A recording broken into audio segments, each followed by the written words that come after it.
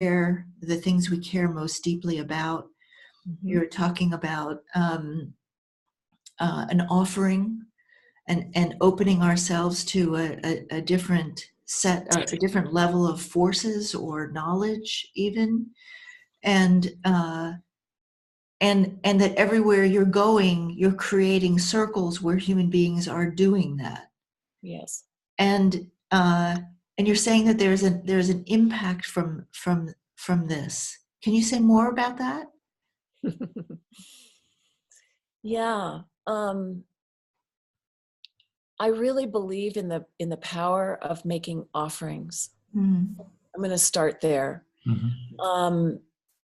And if you look at all of the indigenous cultures, the old Mm-hmm. First Nations peoples around the world, you know, they knew something about living in right relationship to Mother Earth and to maintaining balance and harmony in their communities and in relationship to the seasons and the weather and the animals and all of those things.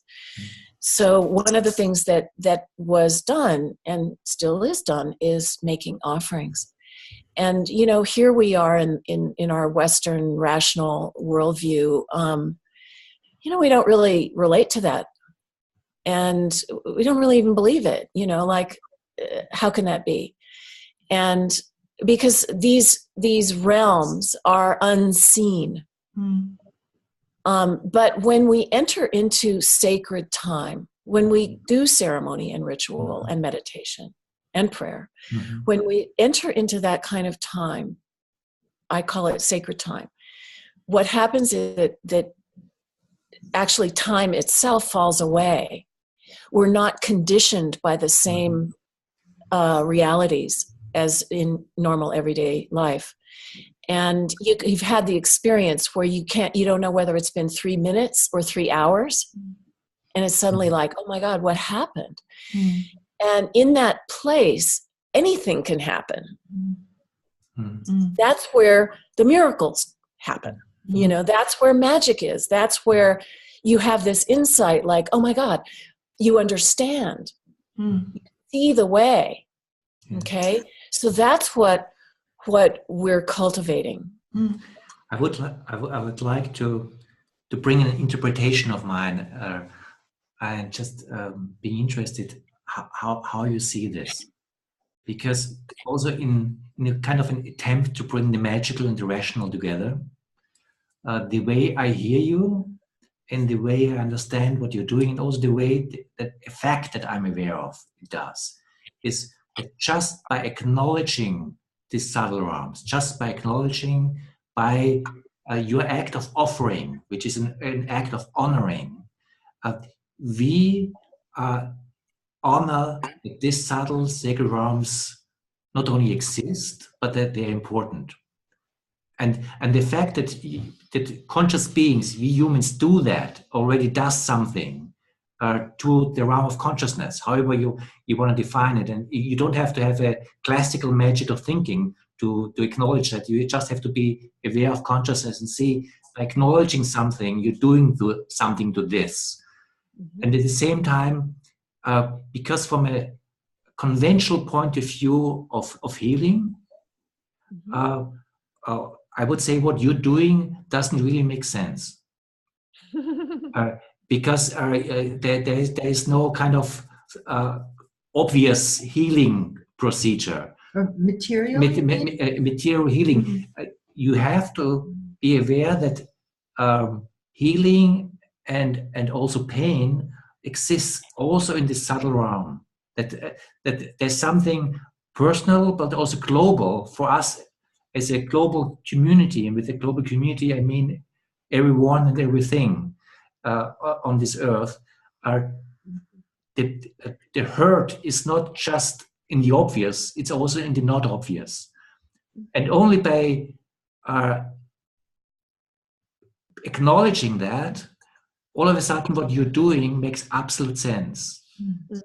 And in the same way, the other way around, by you doing that, you are showing me, wait a moment, there's a place to look, to see where hurt is happening, that is maybe important to recognize. And in that already, by showing the finger on that and telling me by what you're doing, look, there's a dimension that is important in this. I feel by following you in this, there's some healing happening. And in that, because you're not just doing this in your privacy of your personal privacy, but also not in the privacy of your Sangha. You're doing this somehow in the global context, in the eye of the public. You're bringing something in the public that both by acknowledging that these dimensions are real and also by acknowledging that these dimensions are hurt and need healing, healing happens. Yes, yes.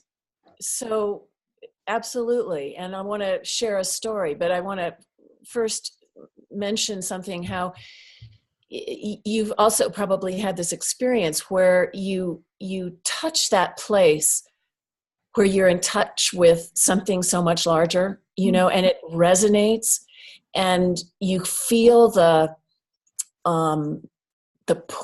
potency of the moment. And like when we've buried treasure vases, like when we buried the treasure vase in Arctic Alaska, the elders that I was with, they were very, not so necessarily open right away. Mm-hmm. But all of these things started happening. The moose came in, the bears appeared, this enormous eagle came into camp and dropped a feather this long right into our midst. And then we went off and we buried the vase. We searched, for the location. The thing all happened, long story short. And right after the vase was buried, this huge rainbow appeared. And it just lasted and lasted and lasted. And I mean, we were all just like, oh my God, right? I remember sitting in a circle with my adopted mother, Auntie Margaret Catherine, in Australia, Northern Territory, Australia, when we buried the treasure vase there. And we were sitting in the circle and we were going around sharing, and I was speaking. And right in that moment I was speaking, this branch dropped into the center of the circle. And Auntie Margaret stopped and she said to my brother next to her, she said, go and pick that up. That's medicine for Cynthia.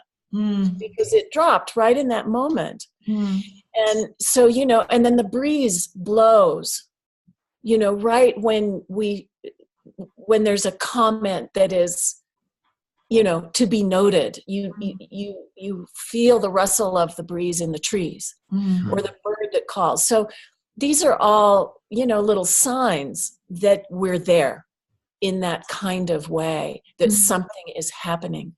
And so what's happening is that we are all being touched.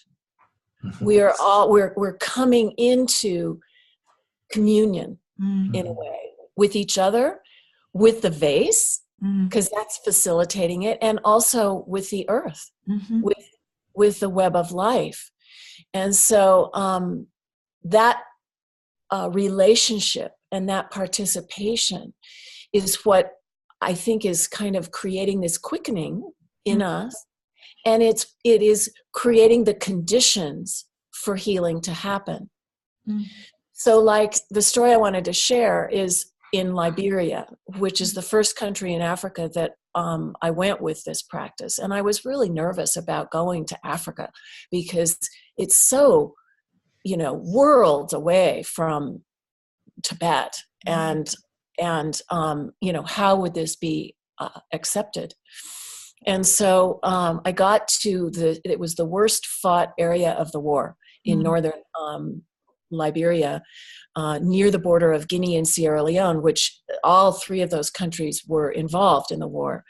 And so I brought this offering, this vase, again, long story short, but, and was like, okay, here.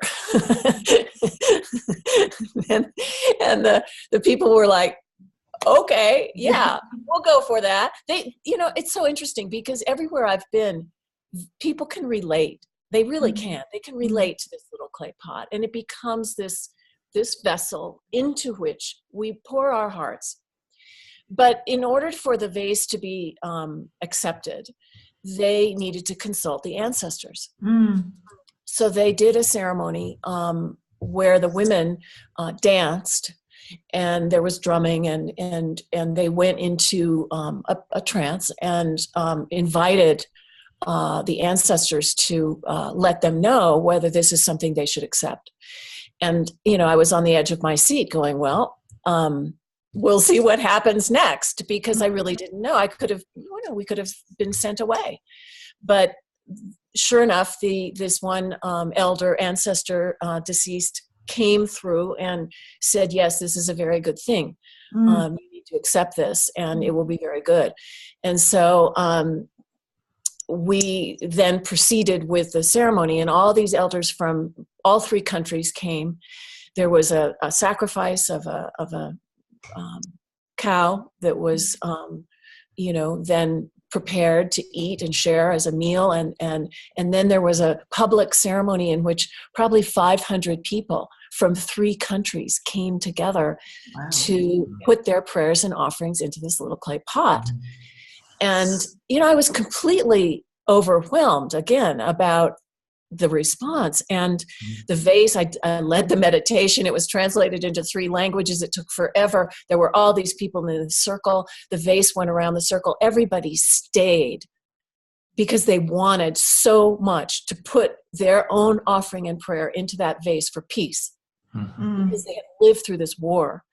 And so the vase went around the circle, and people held it like, this was the most important thing that had ever happened, And so, and then after that there was dancing, and it's Africa, it's not Buddhist meditation, but they took it on.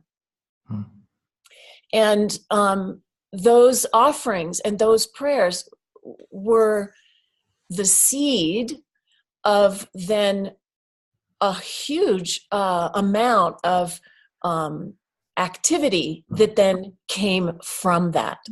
So what happened, again, I'll make this short, but what happened after the vase was buried in the ground in the village that the ancestor had indicated was where it should go, after it was buried, the people said, well, now what? We want to remember these prayers. This was really important.